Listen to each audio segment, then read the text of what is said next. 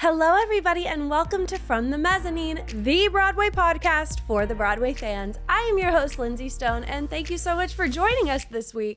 I am so excited for what's to come on From the Mezzanine. I'm excited for this episode, don't get me wrong, but it's the end of the year, which means after this week, next week, I'm planning on doing like a year in Broadway, the biggest and craziest and most exciting stories that occurred this year. And I think that's going to be really fun to just like walk down memory lane and remember everything that occurred, because this has been a volatile year. It truly has on Broadway. I feel like it was finally the first year and I feel like we're almost back to like pre-COVID, which is good for some reasons, but it also means like I feel like a lot of people and producers had a lot of money to fund their shows for an extended period of time after COVID. And now we're kind of seeing what we used to see in shows closing really quickly. This has all happened before. It's not a shock. But aside from all of that, like nitty-gritty business talk, there's been a lot of big news stories that have happened this year and just some like iconic moments that we've seen. So I think it's going to be a really fun episode to see and walk down memory lane. And then, I feel like this is the most highly anticipated episode every single year. It always does the best. And I'm nervous about it. I'm not going to lie, because I have so much to do for it. But ranking my top shows of 2024. And this is when I go through every show that I saw and I rank it. And I think that that's crazy, because I have definitely seen over 50 shows this year. If I could ballpark guess, I would probably say I've seen 65. Last year, I think I saw 33.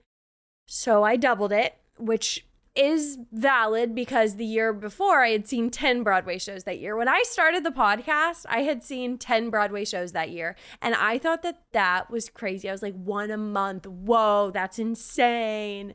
Well, almost one a month, of course. But now I've seen 65 shows in a year. I don't even know what that makes it per month. It's insane. It's crazy. But it's been great. And when you see so many shows like I do, you kind of get to a point where you're just like, it's been 3 days and I haven't seen a show. What the heck? What should I go see? Like, that's kind of the vibe.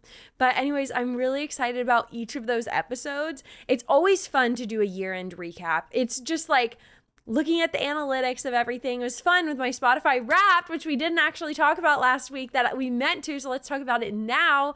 I saw that I had expanded the podcast listeners by like 80%. It was just under 80%, like 78% this year. So my new listeners, hi, oh my gosh, I'm so happy you're here. But I was like, whoa, 78% change from the year prior. That is huge. That made me really happy. Of course, this is only on Spotify. And if we're being honest, most people listen to podcasts on Apple Podcasts. But nevertheless, I listen on Spotify personally. I don't know about you guys. But anyways, that was really awesome. My most listened to song, LOL, I do not release music. No. My most listened to episode of the past year, to nobody's surprise, was the Dan Barry episode. And I think that just came at prime time. It was released the week after the Tonys, and right after that, then I had the Melody Rose interview, and then right after that, I had the Brent Comer interview, and let me tell you, they all performed so like wildly well. But Dan Barry being like the first of like these outsider interviews, it really popped off. It really, really did. And I of course appreciate and love Dan Barry, but there is something about his fandom. Like, he is very beloved, and you know, he's not one of the leading actors, but he makes an impression on you like he is, which just gives him so much credibility. But yeah, I was really surprised. I think most people would probably assume, oh, it would be like, you know, Brent Comer. But no, Dan Barry came through. He came through. So it'll be fun to do that recap next week. And let's see.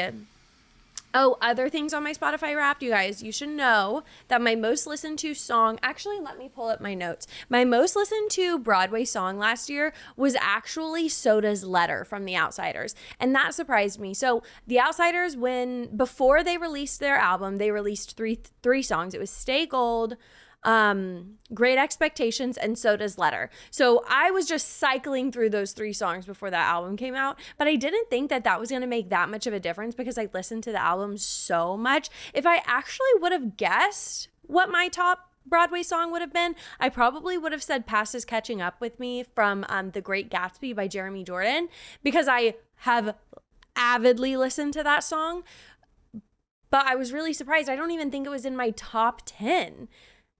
Which is crazy. My most listened to Gatsby song ended up being Green Light, which that's a great song, but I did not think that I listened to it that much. Sometimes I question how reliable Spotify Wrapped is, if I'm being honest. Okay, but outside of Great Gatsby, my most listened to Outsider songs, now, yeah, this just is really surprising to me. It's Soda's Letter, like I said, Stay Gold, and then Runs in the Family reprise. I probably would have guessed maybe it would have been like Tulsa 67, just since it's the first song on the album. But I really would have thought it would have been Runs in the Family reprise, because it's a short song and I listened to it so much. But no, it was Soda's Letter. But it was hysterical. Because when I was in the thick of my Outsiders obsession, I was listening to Jason Schmidt's music on repeat, and it is really good. I like his music. I think it's so girl poppy, like romantic rom-com sort of vibes. It reminds me kind of like One Direction's music, and just like he's saying things that girls want to hear, and it's so good. But I was really listening, so all of his music, all of it, was on my Spotify Wrapped. My top song by him was Bottle of Bad Wine. Got a bottle of bad wine, you know the drill. I like that song. But I probably would have thought it would have been Hey Haley, because I really liked that song. Anyways, the funniest thing about my Spotify Wrapped is that it's just so absurd. My most listened to artist of the year was Post Malone. And then also on my top 5, I have Andrew Rannells. Because of Gutenberg. Which is so insane. Like, tell me somebody else whose Spotify Wrapped is that crazy. Like, we should all be sharing our Spotify Wraps. I like it. I know it's like controversial. Like, some people are like, oh my gosh, I do not care what you were listening to this year. But I think it's cool. I don't know. I like sharing it. I like seeing other people's. I'm not like doing a dissertation on who and why their top artist is who they are. But I just am like, oh, okay, that's cool. That's who you listen to. And let's be honest, most of us are so basic. And we have Sabrina Carpenter, Chappell Roan, and not basic in a bad way. They're amazing artists. I had them on my Wrapped as well.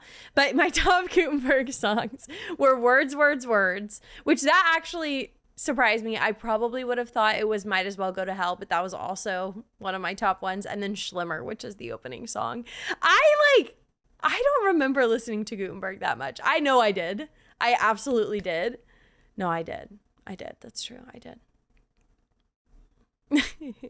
I just think it's funny that they said like Andrew Rannells is in your top 5 but not Josh Gad. Like, why was that? Anyways, I will say, I very controversially loved the Mean Girls movie.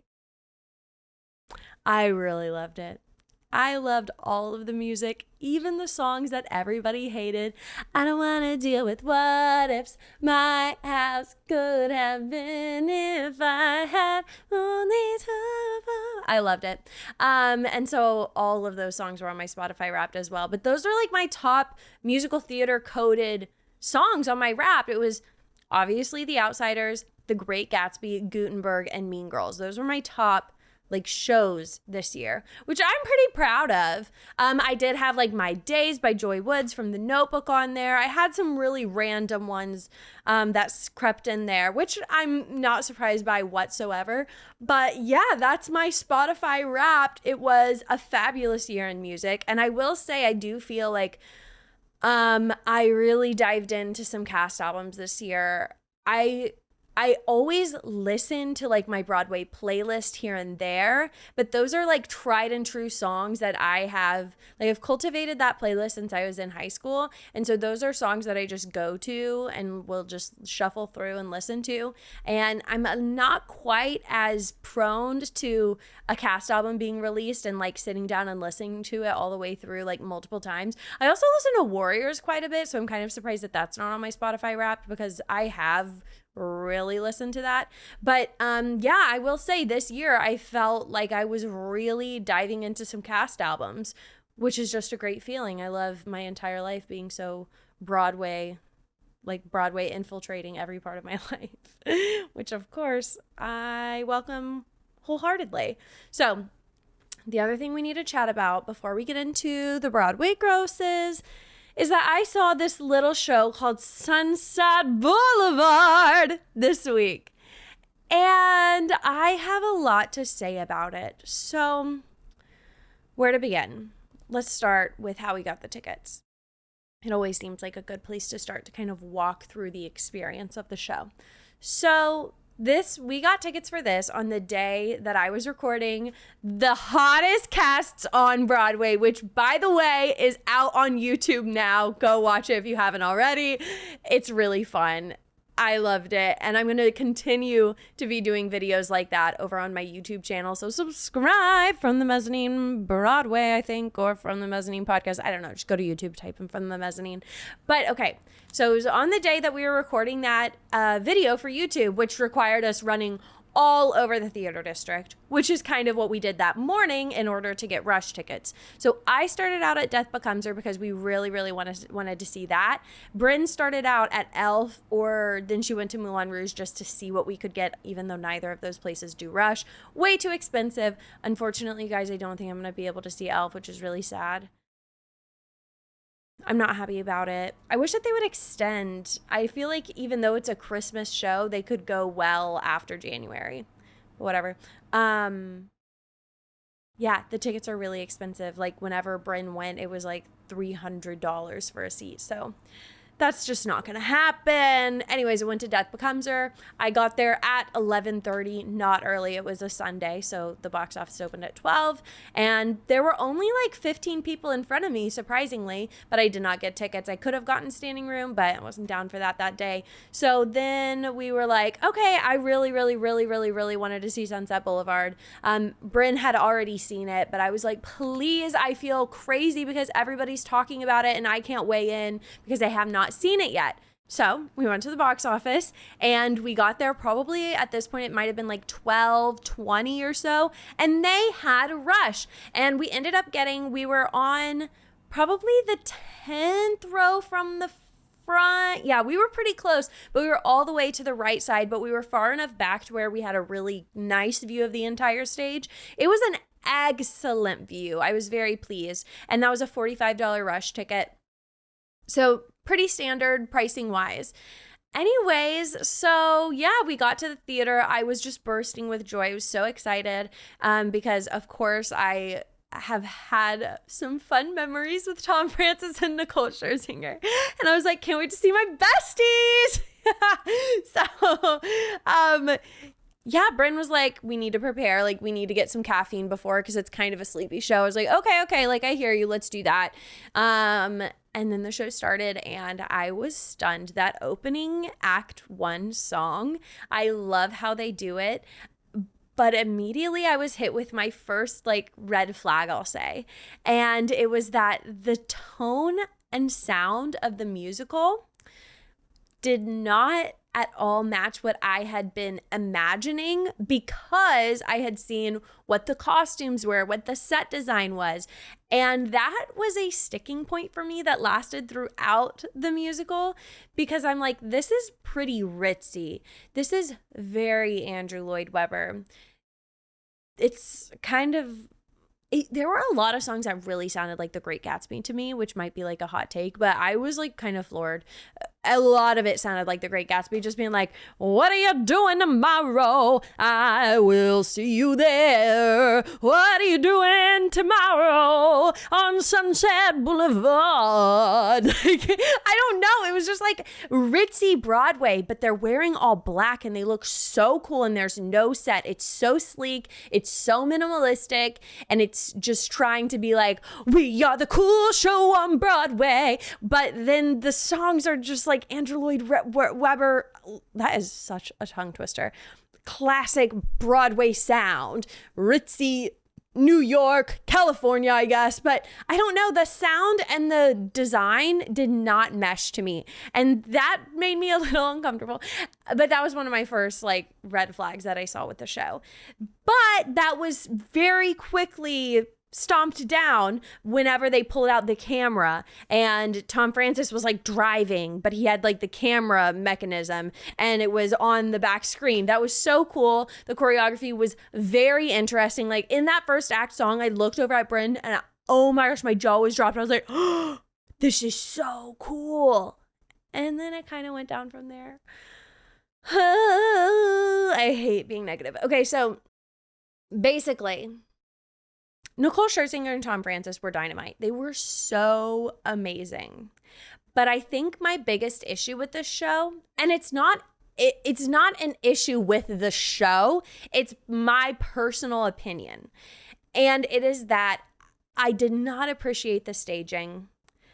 And since I have educated myself, but when I went into this show, I did not know much about the plot. I knew the tea about Patti Lupone playing Norma Desmond over on the West End, and like that gave me some insight to the plot. Like I knew she was like this washed up Hollywood heiress practically, and that's really, and then I knew it was somewhat of a thriller. She brings this man into her home. That's really the lot of what I knew. But I just felt, and this is what I feel oftentimes with Andrew Lloyd Webber's scripts of his show, it is that the text, the dialogue feels so dated that it's somewhat hard to follow in this like modern day and age.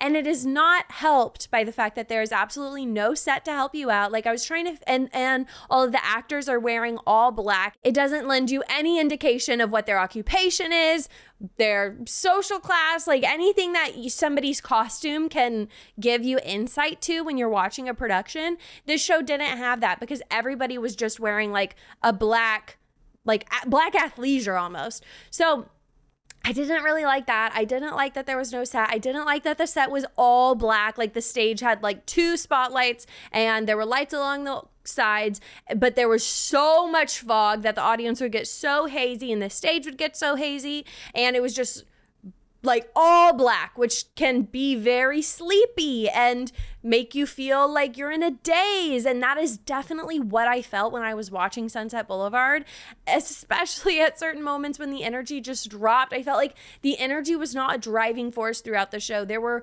huge moments where I was like, I feel like they're just standing up there and saying lines. And that was also because a lot of their character acting is so stoic. They're standing there and oftentimes they're not even looking at each other when they're talking. They're just like being very straight-faced like to the audience or very straight-faced to the person.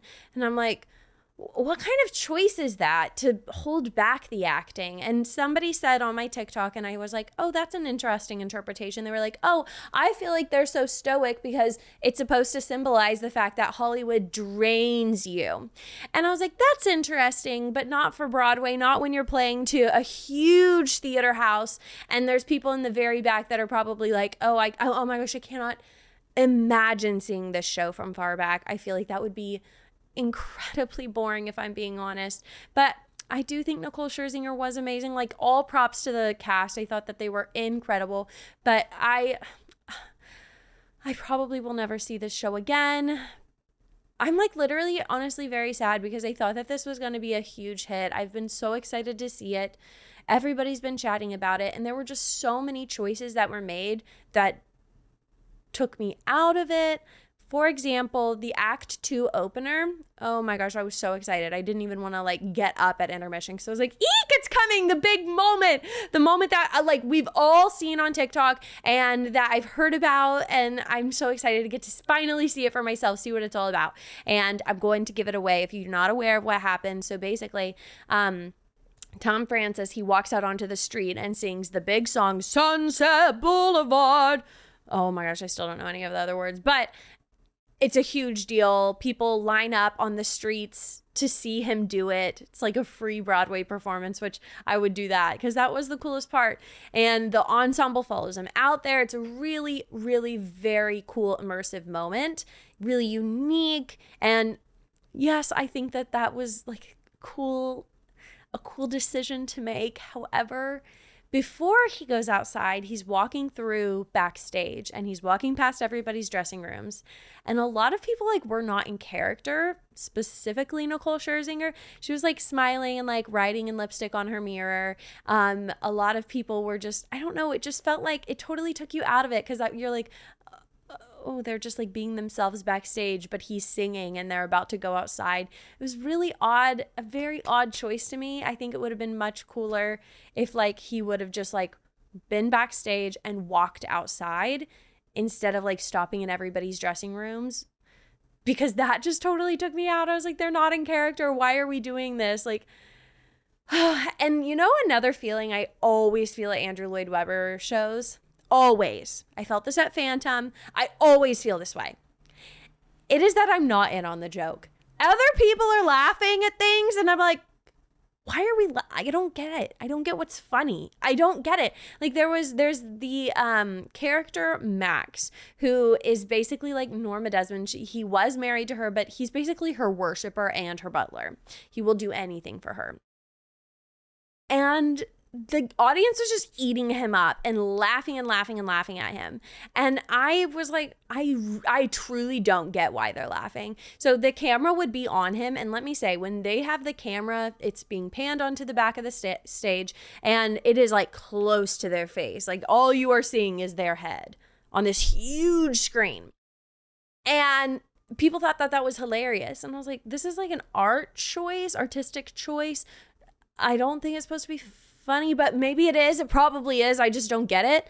So that's another thing that I feel, and I'm just like, oh, I'm not in on it. And the biggest thing that I'm so shocked nobody is talking about, I haven't seen one person chat about this, and I'm like, this was the oddest choice to me, and it made me cringe out of my skin at Sunset Boulevard, like actually. And it was that Norma Desmond is literally doing the nay-nay in Tom Francis's face. And I'm like, what is happening? Why is Nicole Scherzinger doing these cringe TikTok dances? And she does a lot of them, a lot. There's the one where she like rolls on the floor and she does like, this was a big TikTok dance I loved. And you like bang on the floor and like your butt follows. I can't really emulate it on the podcast. You just have to like look it up, I guess. But it was so awkward. And I was like, what is she doing? She made herself look so awkward. Intentionally, I assume, doing these TikTok dances. And I understand the symbolic effect of that, like the reason behind it. It has to be that, you know, Norma Desmond, she's this washed up, irrelevant actress who is trying to stay hip and relevant. So I get the purpose behind it, but it was so cringy. And that also took you out of it because, get this, they're saying so much dialogue that is from the 1950s movie, but then they are doing these modern TikTok dances. It doesn't mesh to me. None of it meshes. I honestly, guys, like, I am not. It makes me feel like I'm a superficial, like modern Gen Z theater fan. And that may be true, but I certainly can appreciate older theater. I truly can appreciate it. And this isn't even that old. This all happened in the 90s is when it originally came out. 96, I want to say. So it's not that old, but the dialogue is literally replicated from the 1950s movie, which is fine in some instances. But when you're meshing it with these modern, contemporary accents like the dances, it doesn't work to me at all. And dialogue that is from the 1950s is dated. So in my opinion, I'm like, why didn't we just revamp the entire thing? Why didn't we rewrite it? Probably because they wanted to keep that sacredity, is that a word, of Andrew Lloyd Webber's musical and reinvent it. And obviously this is such an unpopular opinion. I definitely feel like most people liked and appreciated this show, but I was not one of them. But you know who was Patti Lupone, who saw it this week, which is huge. The lore, I will explain all of the lore in the Broadway news, and we will chat about that a little bit later. But yeah, that's pretty much all I have to say about Sunset Boulevard. I think I covered all of my points. I was really, really, really disappointed. I just thought I would love it. And I'm happy I saw it. Please don't get me wrong. I'm very, very happy that I saw it, especially to finally just understand what all of the hype was about. But I think there quite literally couldn't be a musical that was less for me. Stylistically, like I think the Nicole Scherzinger casting, I know she's controversial in the press right now, but I think she was a great casting. I think Tom Francis was a fantastic casting, but the style and the staging of the musical just couldn't have been more unentertaining to me. Unfortunately, I'm sorry. I'm seeing Gypsy tonight though, and I'm really excited to see it for a second time because I think this time is going to be a lot better. I think we'll have better seats, so I will let y'all know how that goes next week. And with that, let's get into our Broadway grosses. Okay, for our Broadway grosses, this is for the week ending on December 8th. So we're getting to the touristy season. It is so busy in the theater district right now. So many people are visiting. So many people are seeing Broadway shows right now. And I think that the Broadway grosses are certainly going to be an indication of that. So our number one, of course, is Wicked again. They're leading the pack by quite a lot. The Lion King is number 2. Hamilton is number 3. Those are our tried and true number 1, 2, and 3. And I'm not surprised that they haven't changed considering the tourism. Number 4 is my little friend over here, Sunset Boulevard. Now, the demographic, when I was there, I was like, this is the key demo you want to reach on Broadway, which is the older demographic, the seasoned Broadway attendee. They're, of course, going to see Sunset Boulevard when they come to town, and they are willing to pay top dollar for it. Number 5 is like literally quite the opposite of Sunset Boulevard. It is Elf the Musical. Once again, I think that they should extend. MJ the Musical is 6. Gypsy is 7. So that is the highest I have ever seen Gypsy. Good for them. At this point, it is still in previews. Let me look up what their opening night is. Gypsy Broadway opening night, because I feel like it's taking forever. Okay, it's next week. It's December, or this week, I guess, when by the time this comes out, December 19th is opening night. So that means I should be recapping the reviews on next week's episode. Okay, I'm excited about that. The Outsiders is right below Gypsy at number 7. Sorry if I got off my numbering. Aladdin is 8. Hell's Kitchen is 9, and Great Gatsby is 10. Right below Great Gatsby is Death Becomes Her. Now, Death Becomes Her has really been shifting around. They've been top, they've been mid, and now they're at number 11, which is great. Very happy for that. Right below Death Becomes Her, just to mention, is Moulin Rouge, and that's good for them. I think they might be feeling like, hey, we usually perform a little bit better when everybody's coming to town to see Broadway. It's a little low for them, but it's certainly fine. Now, let's hold on to our pearls and let's look at the very bottom. Okay, so the very bottom in terms of musicals are Tammy Faye, of course. It has already closed by the time this comes out. And then we have Swept Away, which Swept Away saw a huge spike whenever they announced their closing, which is exactly what you want to happen. And so they extended for 2 more weeks. Congratulations to them, because their entire rest of their run was sold out when they made that announcement. I still haven't seen it. I'm hoping to see it. Honestly, it's just so busy. I'm headed out of town for the holidays, so I don't know if I'll actually be able to see it, but I would love to. And then right above Swept Away is maybe Happy Ending. We're going to go right past that because y'all know I will hyperfixate. And then we have A Wonderful World, and then we have Hadestown. So those are our bottom of the barrel musicals right now on Broadway. Ugh, don't like it. Let's get into our Broadway news. I'm so excited to kick it off with this first story that has so much lore behind it.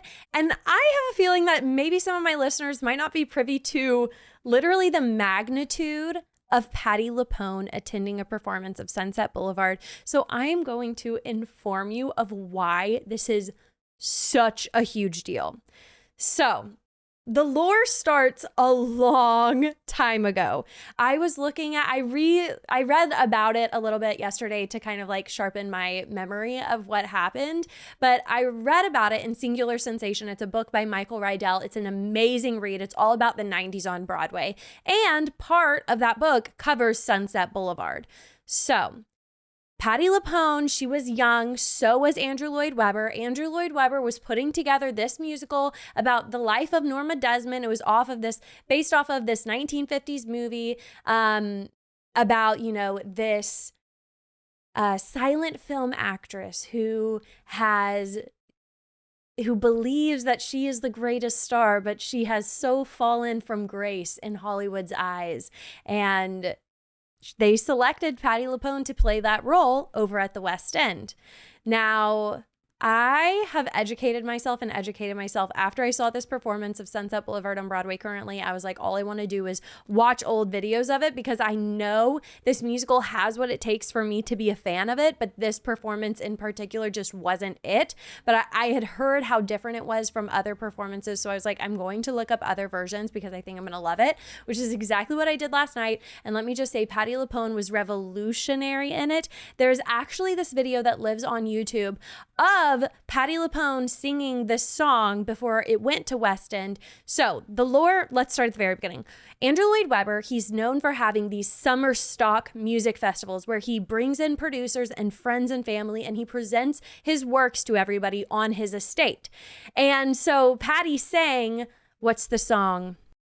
With One Look at that event. And I think that's probably what led to it being mounted over at the West End. Patti performed as Norma Desmond on the West End for a long period of time. And then it was announced that it would be coming to Broadway. And if I'm not mistaken, Patti was signed up to take that role. Well, she found out that actually Glenn Close had been hired to play Norma Desmond over on Broadway. Patti was furious. She was still involved in the musical on the West End, and she sued Andrew Lloyd Webber and won, which leads me to believe definitely she had signed a contract I'm playing this, and then she found out that they had signed somebody else up to play Norma Desmond. So she was furious. She was still performing, working with Andrew Lloyd Webber. I can imagine the tension. Oh my God. And so yeah, she sued him. She won. She won $1 million in the settlement, and she installed a pool at her country estate that she called the Andrew Lloyd Webber Memorial Pool. So she's very snide, and she's always remarked that she does not like Andrew Lloyd Webber, calling him a small man. She's ever since called Sunset Boulevard a lumbering musical. She says that it's shitty. She does not like this musical.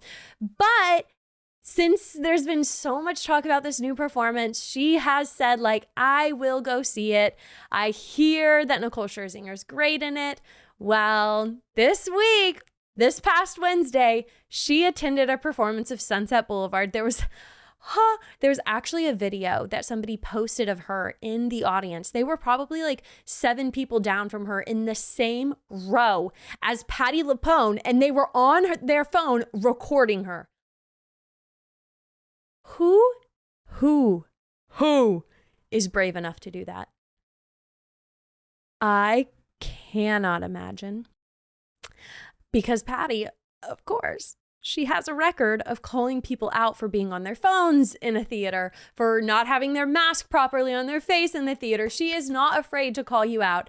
If that person would have gotten caught by Patti, I can only imagine what would have happened.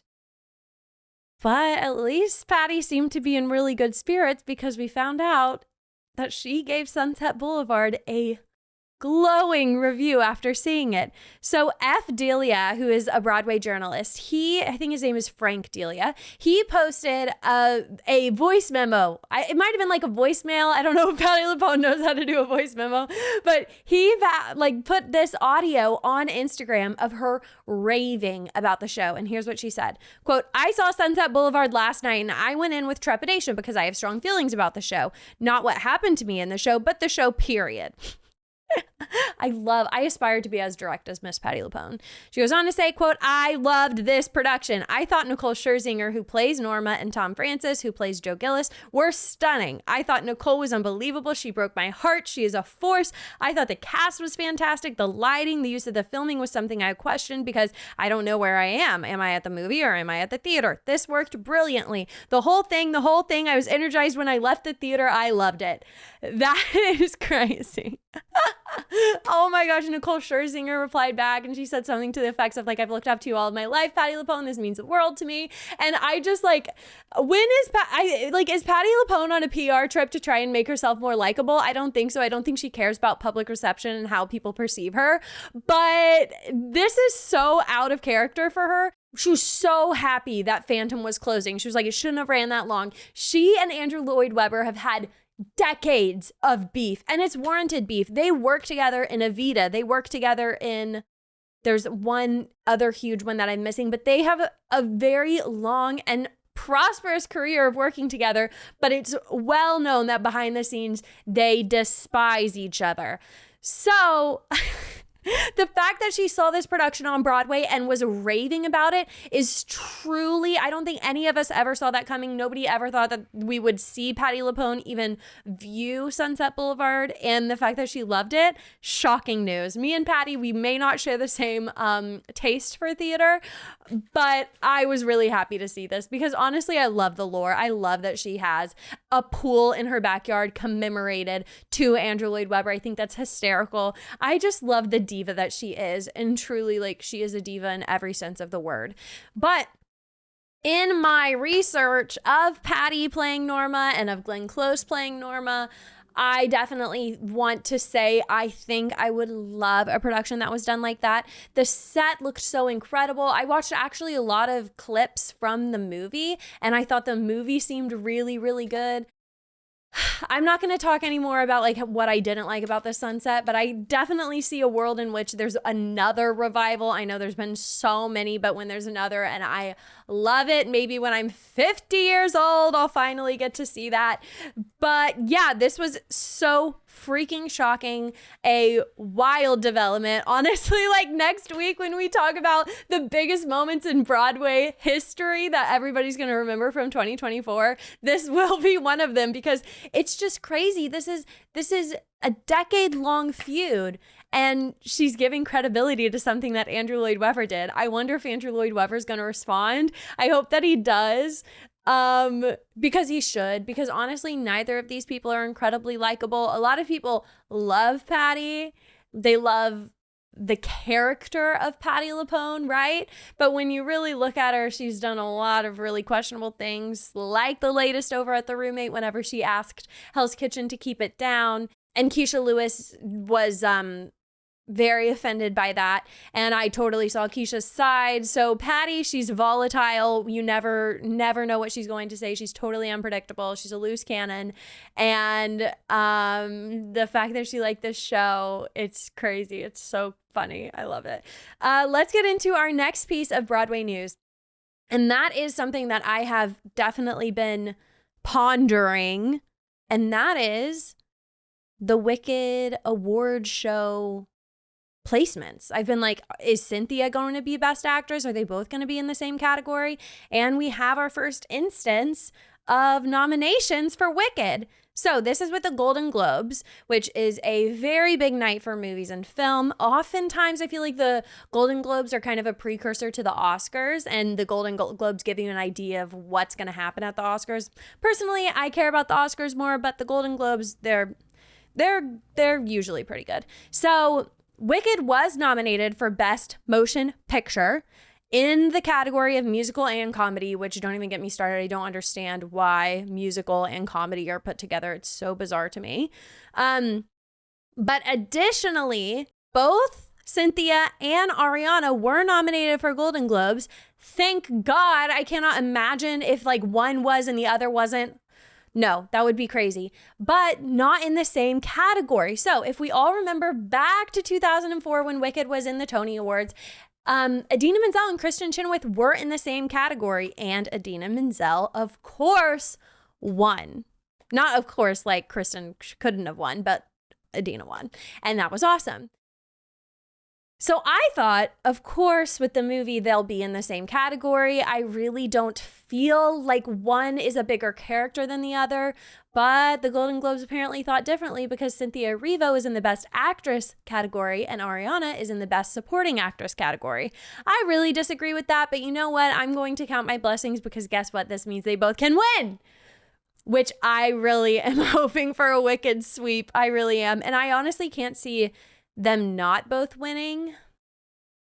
I'm not even going to go through the other movies that were nominated in these categories because I've never even heard of them. And the only one that I've seen this season in, like, honestly, any of the Golden Globe nominations, it's Wicked. So, but I do want to say, like, I don't know. I feel like we could have had a few more nominations. We had 4 nominations. So it's supporting actress, leading actress, Best Motion Picture, and what's the other? Oh, it's kind of like a throwaway, like fake category, but it's Cinematic and Box Office Achievement category. Now that one's interesting because there are some I always say shows, but when we're talking about movies, it's so hard to remember to say movies and not shows. There are some movies I recognize, like Twisters, which was really big this year.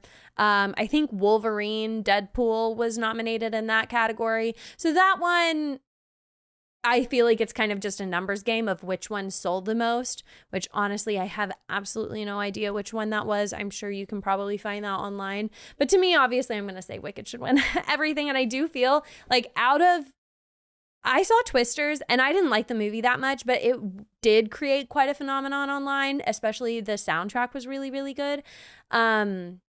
But I don't think anything's been such a cultural shift like the Wicked movie has been.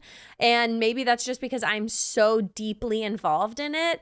But I feel like everybody saw Wicked. I feel like it's the Barbie of this year, where it's just everybody went and it was family focused. You could bring anybody in your family to go and see it. So I feel like this really created a movement this year, and I feel like it would deserve that win at the Golden Globes, but we'll see. I'm excited. So the Golden Globes are coming up soon. They're on January 5th. So we can all look forward to that, and we will chat about it on the podcast of what the results come to be. Okay, our next news story is quite literally so crazy and silly and goofy, and everyone is so lit for it, and it is that Trisha Paytas is coming to Broadway.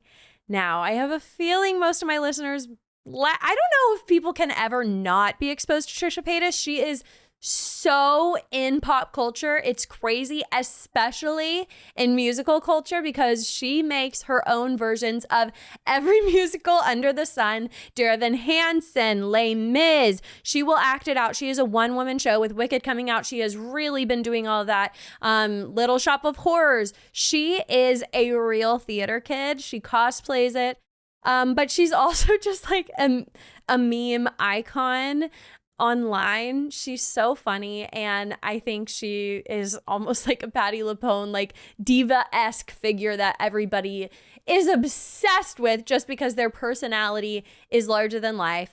And Trisha Paytas, I'm sure, after years of trying and so much interest, she is finally coming to Broadway for a one-night only event. It's crazy. And it's called Trisha Paytas' Big Broadway Dream. Oh, it's so cute. She's going to have all sorts of Broadway stars come and meet her, and I am likely sing with her. I can only imagine. I'm sure Ben Platt will make a showing. It's just like, I feel like she's going to have younger, like maybe Renee Rapp would go. She's gonna have a big showing out. It's all for a good cause. It's to benefit the Entertainment Community Fund, which is so nice of her. She says all of the proceeds are going to go to that, and I'm sure this is going to raise so much money. Like, she could have just done the night a one-woman show. Oh my God, people would have been obsessed. Can you imagine if she just like did all of her bits on stage and she like came out as Evan Hansen, came out as like, she's done everybody. So that would just be so iconic. But I think it's fun to get people involved. And honestly, this is only the start for her. She is so beloved by the Broadway community. There's no doubt that this is not a one and done. She is going to be back, probably on Broadway eventually, probably Chicago. Honestly, she could be Harold Zidler on Broadway in Moulin Rouge. I would not be mad about that. But yeah, this is actually crazy. So it's going to be on Monday, February 3rd. Little tidbit I want to say, when things are on a Monday, the likelihood of on Broadway actors being and participating in events is way higher because most of the lights are dark on Monday. So who knows, maybe she'll have Nick Jonas, or that would be crazy. Or just, I mean, I feel like Trisha Paytas, she has her pick of the litter of who she wants to get involved. So I'm excited to see who gets announced. Oh, by the way, All In, a comedy about love. It opened, or started previews, I guess I should say, on Broadway. And I still haven't decided when I'm going to go. I definitely need to, probably for the Andrew Rannells shows and Lin-Manuel Miranda shows. And so that means like I'll wait for about a month until they come on. Because right now, I definitely care. I love Fred Armisen. I would love to see him, but I don't believe that they're doing Rush or Lottery. So this might have to be a ticket situation, a purchasing a ticket situation, and not an expensive lottery situation. I also want to do either a video on TikTok or maybe on YouTube. Oh, that's a good YouTube idea. I've been writing down all my YouTube ideas because I just have so many ideas for what I want to do with my YouTube channel. But that would be fun to go through all of my Broadway shows and say how much I paid for them. And then at the end, I can add up how much I spent on Broadway this year. Honestly, that would be good for me for budgeting, to just like be able to see that number and be like, maybe I shouldn't see so many shows. Okay, but my next news story, I'll combine these. I have a couple little news stories that I just want to speak on briefly. So there's a new play headed to off-Broadway, and the reason I am talking about it is because this cast is dynamite. I cannot wait to see it. It is a play by Natalie Margolin, and it is going to be at the MCC Theater, which I love going over there. It's a very nice theater, and it is called All Nighter. And the photo, the marketing photo, it has like a pill, so I'm assuming they like to take some sort of pill so that they stay up all night, and I'm sure crazy things occur, probably kind of similar to Ship Meet Fan, where everything just like goes awry. That's like just the theme of all plays, I feel. But I honestly don't know any more than that about the plot. So it is opening on March 9th, and this cast I'm lit for. So we have Katherine Gallagher, who you know from Jagged Little Pill, and she's Peter Gallagher's daughter. We have Julia Lester, who you guys know from High School Musical, the series, or Into the Woods on Broadway. She played Little Red. We have Havana Rose Liu, who you might know from Bottoms, the movie. And I'm most excited for Aaliyah Chanel Scott, who is in Sex Life of College Girls. I love her character. I think she's such an amazing actress. I was actually, when this news came out, I was like, oh, let me go like stalk her Instagram for a second. And I realized she's actually produced quite a few shows on Broadway, it looks like. She was involved with Gutenberg and what others? I don't know, but she's really a Broadway girly. I would love to have her on the podcast. Like, I would love to. So anyways, I'm most excited about her, and also Christine Frosteth from the Buccaneers. But this seems like a very young, cute cast. I wonder if they're like maybe college kids who are all getting together. Like, it just seems like a girl poppy time, and I'm really excited. But it also looks like a little dark. Like, I'm sure things are going to go crazy, but I hope it's not like depressing or anything. But yeah, I'm excited about that. So that's called All Nighter, playing off-Broadway at the MCC Theater. Other sad off-Broadway news, guys. Teeth is closing. Oh, Lord. Isn't it crazy how, like, sometimes when you say things out loud, you feel it in your heart? You like, can think it, and you're like, okay, yeah, they're closing. But then you say it out loud, and you're like, wait, no. That actually kind of hurt. But this one was really shocking to me because Teeth was playing over at the Playwrights Horizons for for a minute, for a good minute. I can't remember exactly how long, but at least like 9 weeks, I want to say. And then they released the cast album, announced that they were moving over to New World Stages, and I thought, oh, awesome. This was so smart. Maybe they're not going to go over to Broadway, but New World Stages is so close to Broadway. It's a prime location. There's other shows that play in the New World Stages. So people who see the other shows, they see the marketing for what else is playing there. And I just thought, perfect. Teeth is going to live here for a while. I thought it was going to be like a Play That Goes Wrong, which is also at the New World Stages that has been there for years, like 6 or 9 years or something, a long period of time. I keep wanting to say a long periodically time, but that's not, if you get it, you get it. Anyway, so yeah, I thought it was going to be here for the long haul. And when they announced that they were closing, I was like, you're kidding me. I haven't seen it since it opened. It opened on Halloween.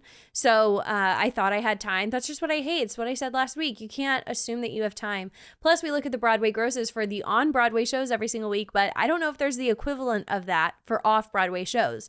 Otherwise, I would have been checking. Like, I would love to see what everything makes just so I can gauge like when I need to go and see a show. But yeah, so they're going to be closing on January 5th. Hopefully it gets extended because I don't even know if I can see it before it closes.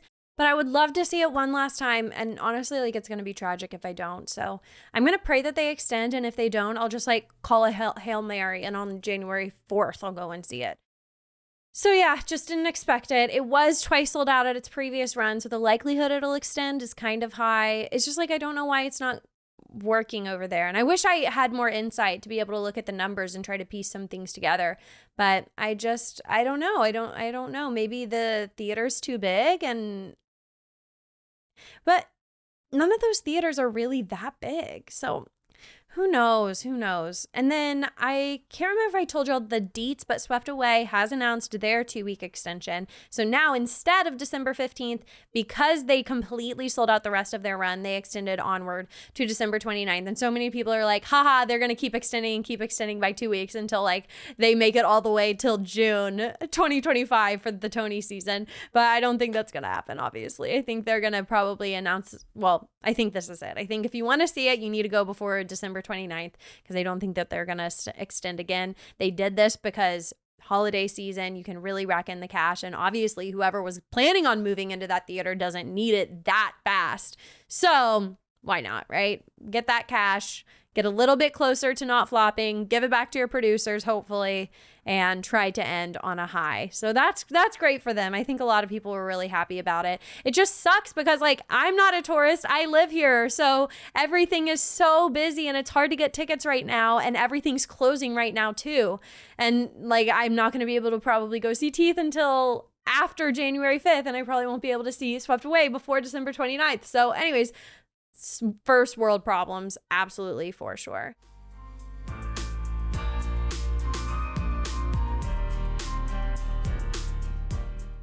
Lots of Broadway news, but a lot of really fun Broadway news. Like I had a lot of fun going through all of that with you guys. So thank you so much for watching. I am going to be recording my Meet Me at the Stage Door right after this. We're really going to get into the nitty gritty about Sunset Boulevard. Much more to say about that. Probably not quite as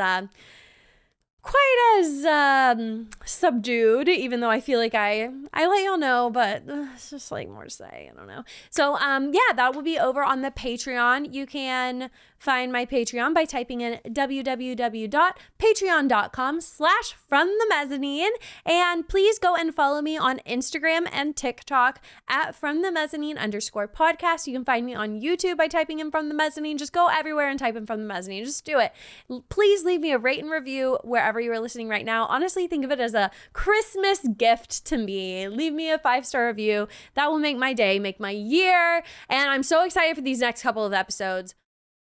Oh man, I'm so excited to do a year-end recap next week, and I'm really excited to do my top shows of the year. It's so fun to just look at all of the playbills. My process is like I put all my playbills out in front of me, and then I make a top, medium, and bottom pile. So I'm like, these ones will be in like the top 20, mid 20, and the bottom. And usually it's hard because everything goes into my top, and then I have like a couple in my medium and like a little more in my bottom because it's always easy to tell what you love and what you hate. But then to go through and assign everything, that's when it gets really hard. And unfortunately, like, I saw Gutenberg like 6 times, but I did see it in this year.